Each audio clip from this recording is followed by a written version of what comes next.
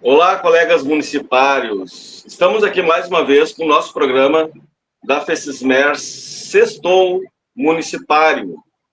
E hoje a gente traz aqui o nosso convidado especial, representando o presidente Alderi Zanata, presidente da AGIP. Nós trouxemos, então, o vice-presidente da AGIP, que é o Leonardo Machado. O Leonardo, pessoal, é bacharel em administração pública pela URGS e foi presidente do Canoas Prev, e é atual, né, servidor lá no quadro do Canoas Prev e também um dos nossos principais palestrantes da equipe.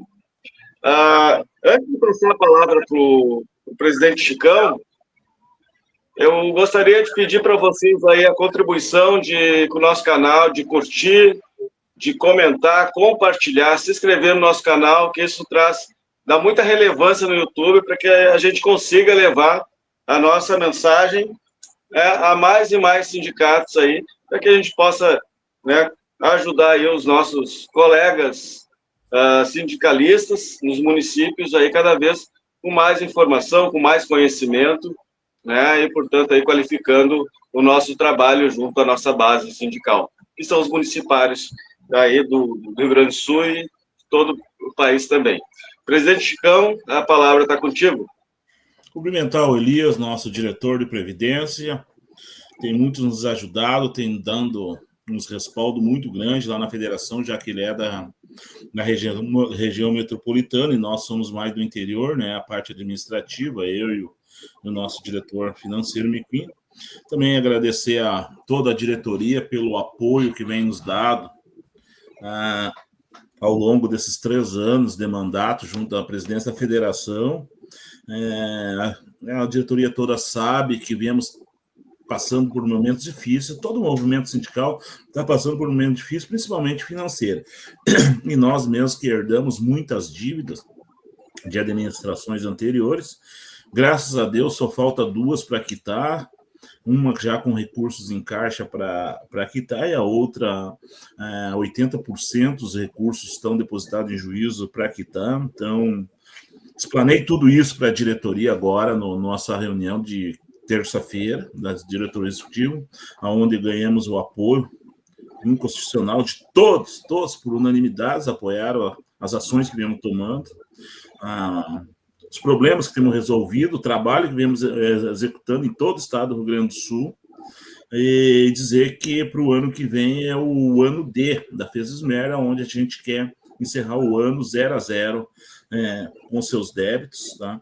E também já estamos com programação de 4 eventos por ano, podendo ser 5, né?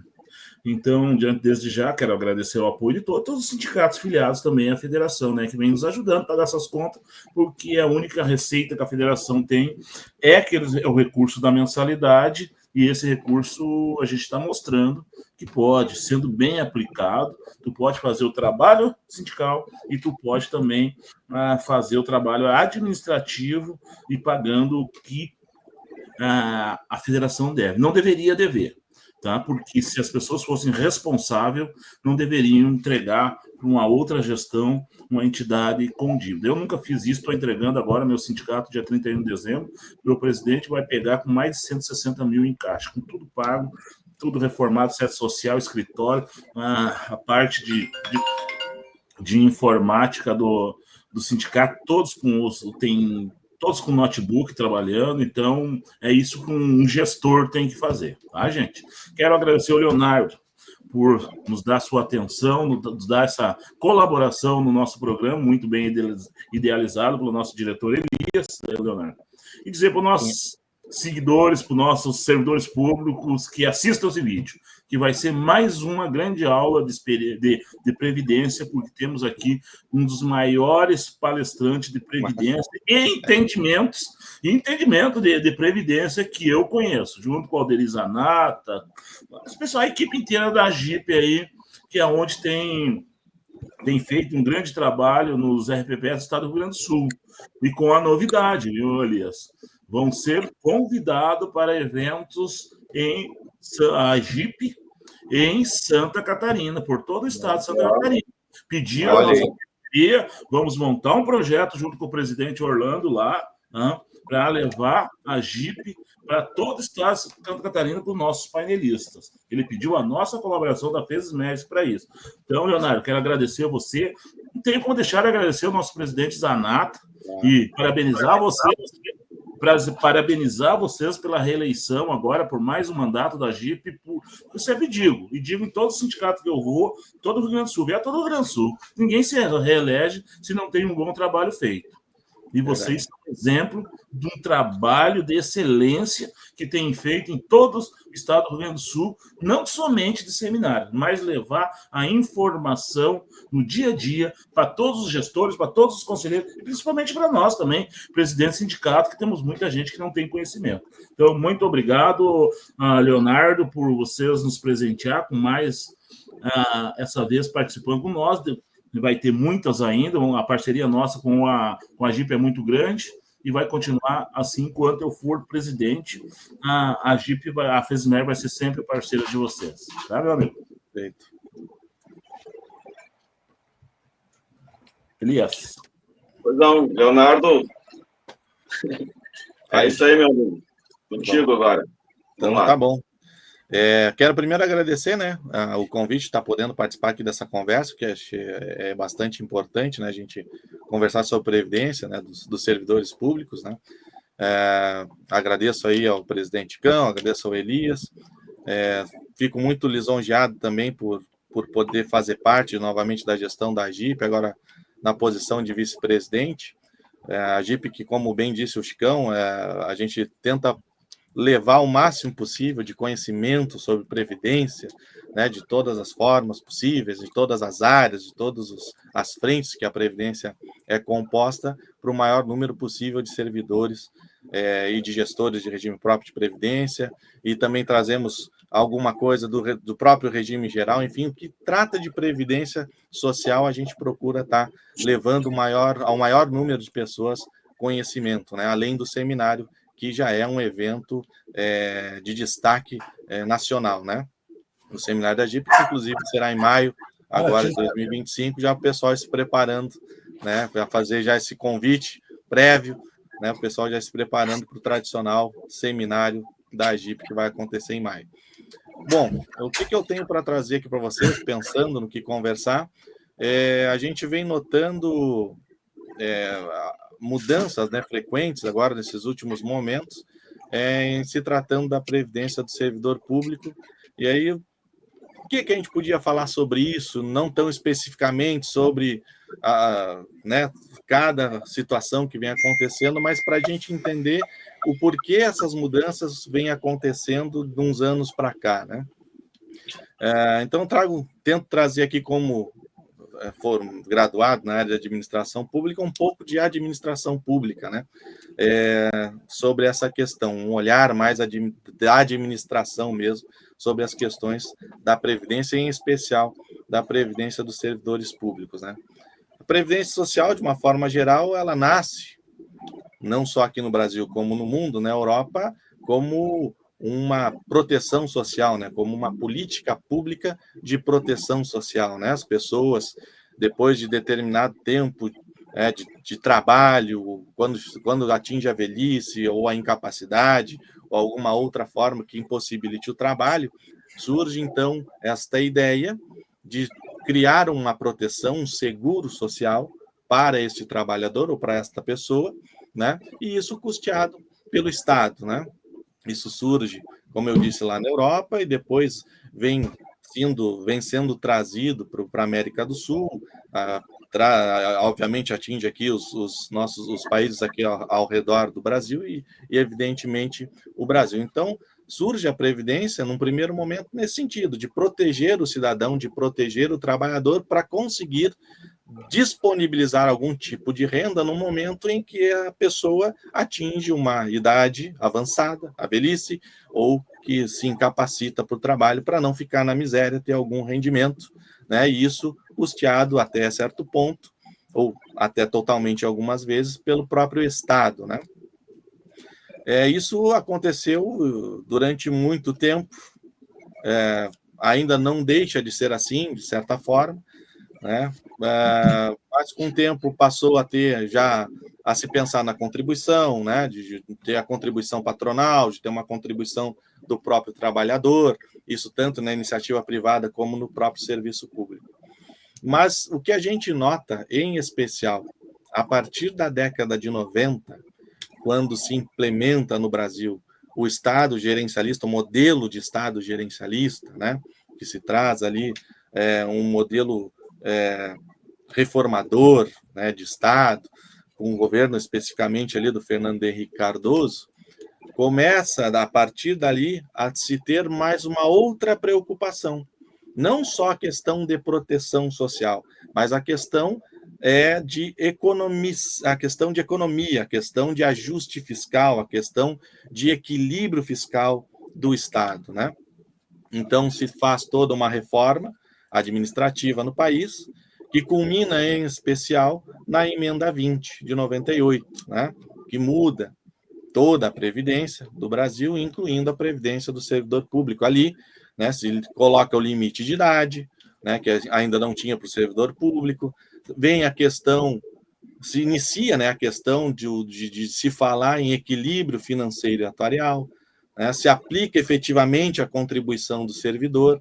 Então, agora passa a ter um olhar para a autossustentabilidade do sistema, né, a partir da década de 90.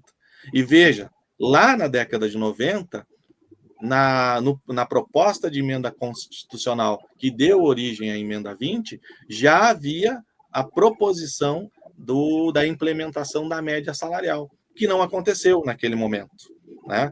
Isso foi deixado de lado, foram colocadas as outras situações todas, como o limite de idade, a questão da Previdência ser contributiva, né? E deixou-se a questão da média salarial de lado, mas se teve esta grande reforma, e não só na área da Previdência, mas como em todas as áreas, sempre com um olhar agora mais econômico, mais de ajuste fiscal, mais de recuperar o Estado, né? De fazer com que o Estado tenha condição financeira de financiar as políticas públicas, né? No Brasil todo. Com a ideia ainda de se implantar no serviço público um olhar mais empresarial, né? Por isso se chama até um modelo Estado gerencialista, né? De trazer gerenciamento, né, para dentro do serviço público. Bom, e essa preocupação ela vem crescendo a cada momento e a gente vem notando isso, principalmente nesses últimos anos.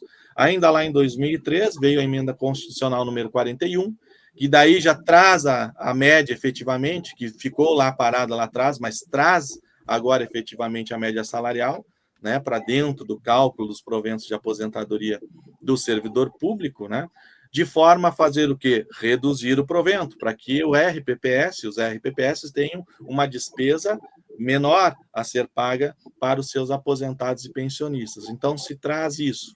Também se traz a questão da solidariedade, que até então só tinha a questão contributiva, passa a ser o regime de previdência, um sistema contributivo e solidário, né? Então, a parte que eu contribuo não faz parte somente da minha aposentadoria, do meu benefício, mas do conjunto de benefícios de todos aqueles que são segurados pelo aquele sistema previdenciário. Regime próprio de previdência, por exemplo. Então, continua havendo isso, né? Essas coisas vão oscilando ainda. Já lá era um governo, em tese, mais de esquerda, com o governo Lula. Aí, em 2005, vem a Emenda 47 para dar uma aliviada naqueles que já estavam no serviço público, né, que traz a regra de cada ano a mais de contribuição reduz na idade, que é para dar uma preservada, né, que foi um choque grande. A média salarial, o limite de idade, né, mais avançado.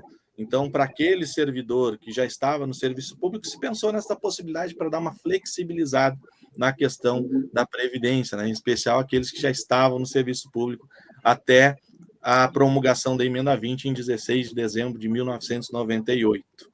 Bom, continuamos e estamos cada vez mais com esta preocupação de ajuste fiscal de Estado. E de 2019 para cá, até digo de 2017 para cá, a gente percebe isso cada vez mais forte, né? Com o governo Temer, que já propôs uma reforma, outra reforma da Previdência, que naquele momento não aconteceu. mas foi um movimento forte. Eu lembro que foi um momento que eu entrei na AGIP com mais força, né, mais efetivamente, não como membro da diretoria, mas no sentido de auxiliar, né, a associação. E eu e Zanata, daí a gente rodou o estado do Rio Grande do Sul para falar dessa reforma previdenciária, que era uma reforma também que se a gente considerava a emenda 41, né, uma medida drástica, né, uma mudança drástica, uma divisão de mares, uma divisão de águas, essa que estava sendo proposta em 2017 pelo governo Temer era mais ainda, né, que trazia uma série de coisas que nunca tinha sido vista, né, que a questão da proporcionalidade pelo tempo de serviço, 60% da média salarial, dos 100% das contribuições, né, mais 2% a cada ano que ultrapasse os 20%, né? E a questão importante, que eu acho que é importante a gente destacar, que também lá se sugeriu a questão da capitalização individual. Não sei se vocês estão lembrados disso. Né? Se tinha a ideia de fazer uma capitalização individual aos moldes do que se aplicou no Chile, por exemplo, e que a gente sabe que não foi muito próspero, né, o que aconteceu no Chile.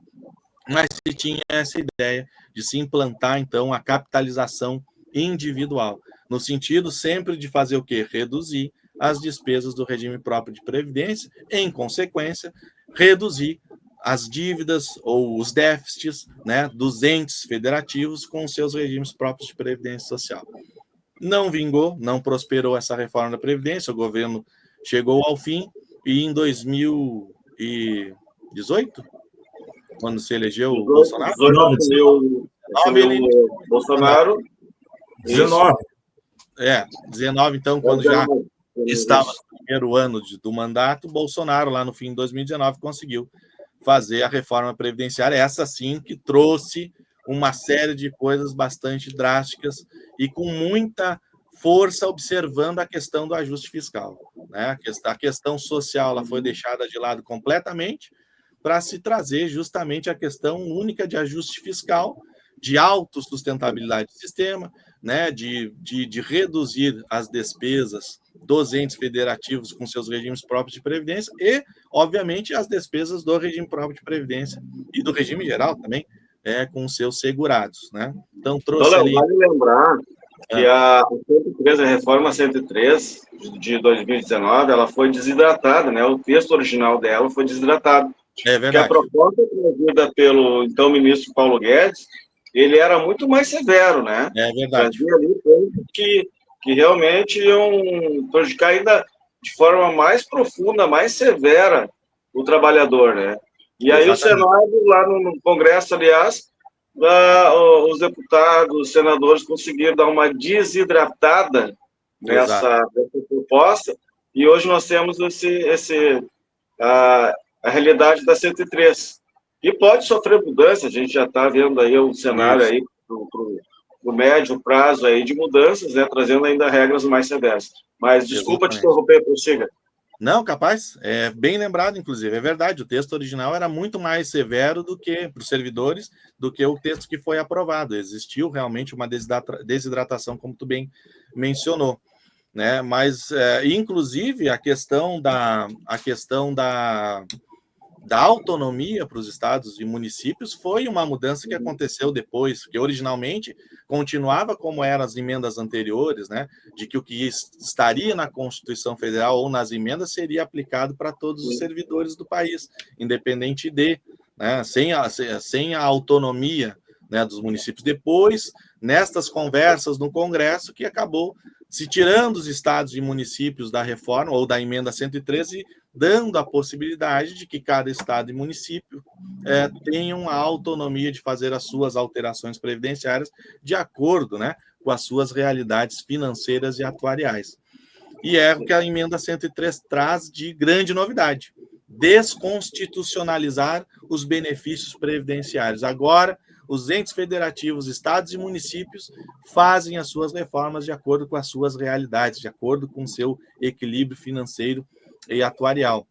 O que até, de certa forma, não é ruim, porque muitas vezes uma reforma imposta de cima para baixo ou ela pode ser severa demais para alguns municípios, ou até branda demais para outros municípios, no ponto de vista de ajuste fiscal e de equilíbrio financeiro atuarial, porque do ponto de vista social, essa reforma, elas sempre são, sempre atingem, né, o servidor, a pessoa, porque elas nunca vão ser flexíveis, nunca vão flexibilizar, né, as regras.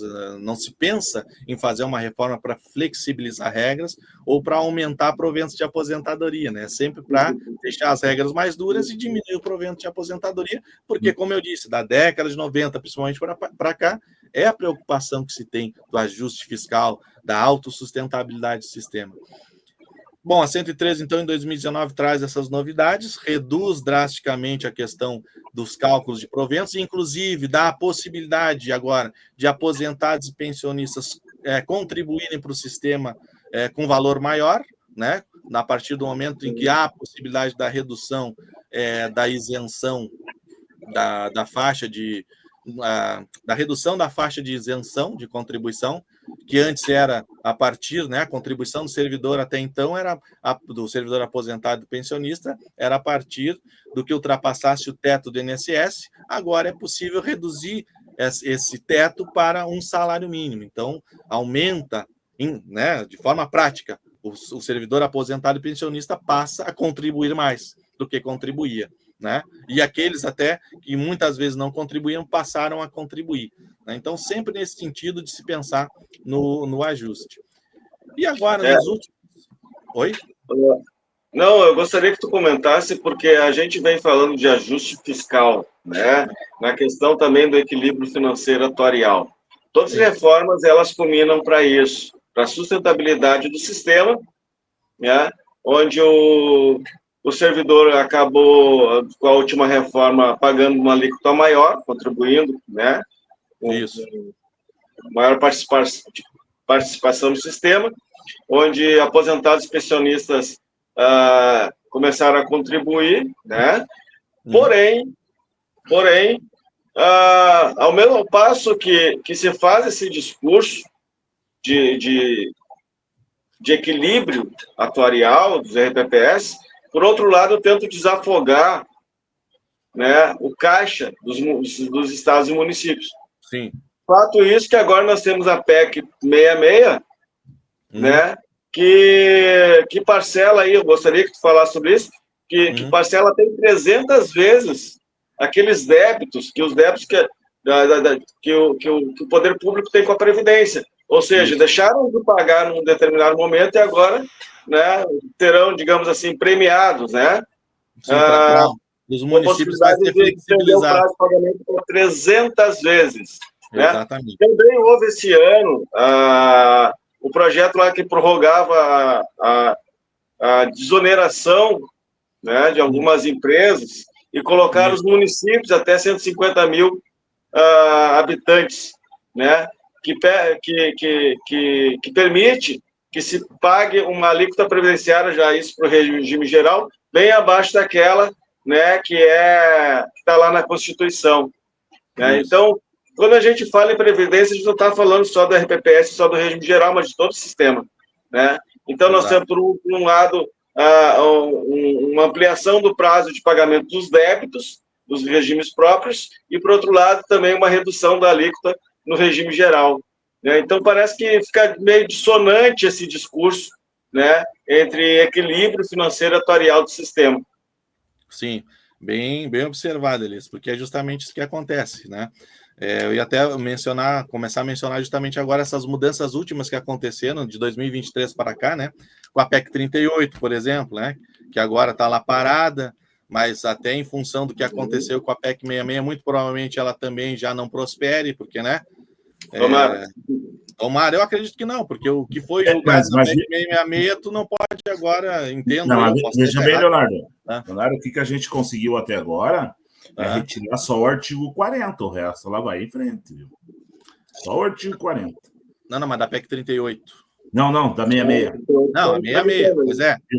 Eu me refiro à PEC 38. Agora, não, tá. Justamente porque saiu da PEC 66 essa questão, que era trazida pela PEC 38, que foi julgado inconstitucional o negócio. Acredito que a PEC 38 consequentemente, não possa prosperar, né? Sim. Mas, enfim, está lá ainda, né? Tá. Não deixou de tramitar. Um dia alguém acorda. Exatamente. Então, a PEC 38 em 2023 e a PEC 66 trazem também essa questão de, né, aqueles municípios que não fizeram reforma da Previdência, ou que fizeram reforma até mais branda que a Previdência, mais branda que é aplicada aos servidores federais, desculpe, seriam obrigados, né, num período ali de tempo após a promulgação das referidas PECs em emendas constitucionais, de ser obrigados a adequar as suas alterações, a sua previdência, às regras aplicadas à União, né, de forma obrigatória. Um passo até, considero, um passo atrás daquilo que a emenda 103 trouxe, né, que a emenda 103, como disse, traz a questão, não, cada um vai fazer de acordo com a sua realidade. Aí agora não mais, em nome, obviamente, do ajuste fiscal. Então, a PEC 38 traz isso, ficou lá parada. A PEC 66 inicialmente vem para tratar da questão da prorrogação de precatórios, né, da questão do parcelamento dos débitos dos entes federativos com seus regimes de previdência, mas se aproveita e se coloca aquele jabuti lá, né? Traz aquela ideia da PEC 38 e se coloca dentro da PEC 66, né, que é obrigar que aqueles que não fizeram reforma ou que fizeram reformas mais brandas, as reformas da União, em comparação com a reforma da União, fossem aplicadas justamente as regras de concessão de benefícios da União. Tivemos essa questão, né, de se retirar esta parte do texto, né, da emenda da PEC 66, né, de tirar o artigo 40, a nova redação do artigo 40 que fala dessa situação, se tirou, mas permanece ali a questão, principalmente como Elias mencionou, do parcelamento em até 300 vezes do débito, né, com seus regimes de previdência. Ou seja, é aquela coisa, querem buscar o equilíbrio, né, se tenta buscar o equilíbrio às custas do servidor, do trabalhador, aliviando, né, um pouco a questão dos entes federativos, né? Enfim, então é uma preocupação com ajuste fiscal mesmo, de se flexibilizar as contas dos entes federativos, dos municípios e dos estados, mas dá um aperto, um arroxo mesmo, meio que de leve, ou um pouco mais, né, dos servidores, né? É isso que vem acontecendo, então, principalmente da década de 90 para cá, e não me surpreende, assim como aconteceu da média salarial, lá da emenda 20, de não ter prosperado, mas ter prosperado depois na emenda 41, essa questão da capitalização individual, daqui mais uns aninhos para frente, voltar a ser tratado, voltar a se falar nisso, né? E, de repente, por que não se implantar também essa questão do regime de capitalização individual, até porque a gente já tem um ensaio de como é com a obrigatoriedade do regime de previdência complementar, que é algo muito similar, né? Não é a mesma coisa, óbvio que não, mas é algo muito similar. Mas daqui a pouco não me surpreenderia se voltasse essa questão da capitalização individual.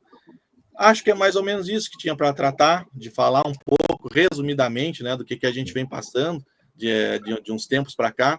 Para quem é gestor de RPPS, sabe que isso é complicado, é muito difícil, está cada vez mais difícil fazer gestão de regime próprio de previdência social, né, porque os municípios que têm essa flexibilidade de não pagar, né, os RPPS ao mesmo tempo.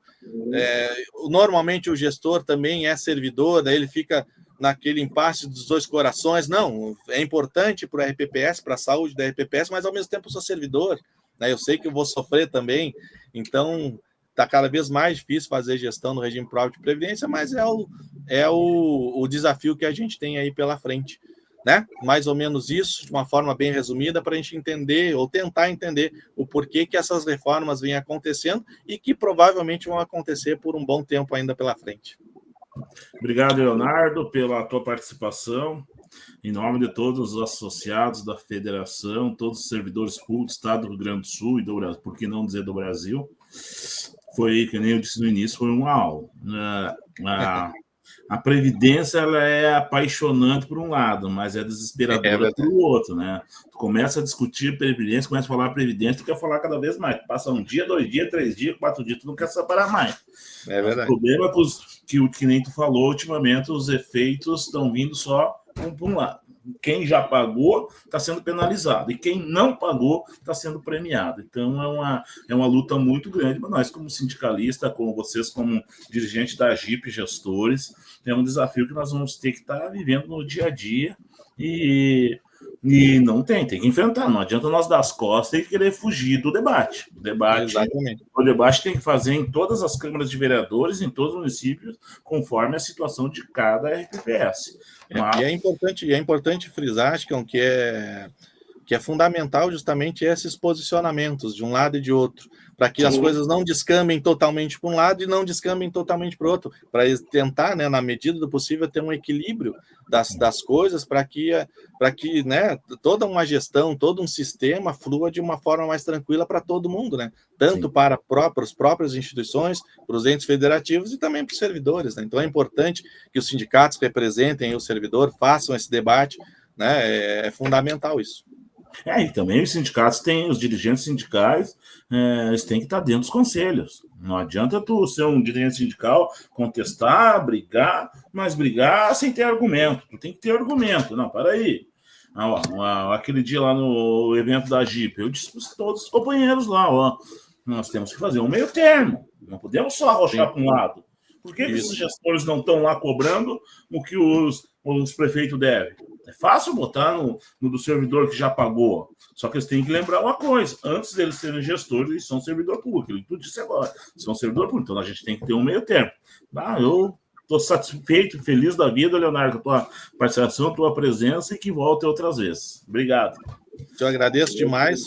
Fico sempre à disposição aí no que puder colaborar. Né, só chamar, a gente conversa. Para mim é uma satisfação mesmo conversar com servidores, com vocês ali, né, e passar o recado para o maior número de pessoas possível. E espero que tenha realmente sido produtiva e proveitosa essa conversa. Obrigado, Léo. Essa, com certeza, não será a primeira vez que você vai ser convidado, né, a participar. O presidente Zanata, só para esclarecer, ele está coordenando uma formação, um evento, né? Exato. Um curso de formação lá de CADPREV em outro estado, então designou o Léo para estar aqui, mas o Léo já estava na programação também para participar. Sim. Mas que bom, né? Está aqui. E a gente, uma das formações que o presidente Chicão falou lá no início, vai ser nesse sentido de formação de conselheiros, que nós teremos pela FECISMERS no ano de 2025. A primeira formação do ano vai ser nesse sentido de capacitar os dirigentes sindicais, né, no âmbito aí dos regimes próprios, para poder acompanhar os conselhos, poder fazer parte, né? Porque a gente também tem essa função de controle social, né, nos sindicatos. E, portanto, capacitar os nossos companheiros sindicatos para que possam acompanhar e fazer parte, compor os conselhos de administração, os conselhos fiscais dos RPPS municipais. Né? Fechando, então, aqui, né, Chicão, podemos fechar. Lembrando, gente, que a FECISMERS vai entrar agora em recesso, né, pelos próximos dias aí. O programa também a gente vai fazer um recesso aqui no sexto municipário, e em 2025 a gente volta com tudo aí, né, sempre trazendo assuntos de relevância, de importância, novidades do que está acontecendo no mundo sindical e dos municípios, né, para sempre deixar os nossos amigos e nossos companheiros atualizados e bem informados. Então, podemos encerrar por aqui, Chico?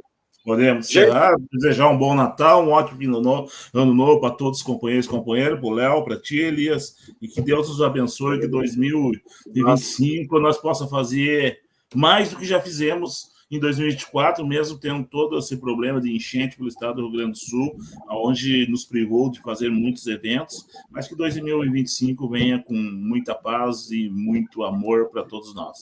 Um abraço. Boas festas. Boas festas para vocês, boas festas para as famílias, para todo mundo que está assistindo. E vamos embora 2025, que seja cada vez melhor. Valeu, obrigado, Léo. Um abraço, até. Valeu, tchau, até a próxima. Tudo bem, bom final de ano aí. Feliz 2025 para todos. Abraço. Assim seja. Um abraço.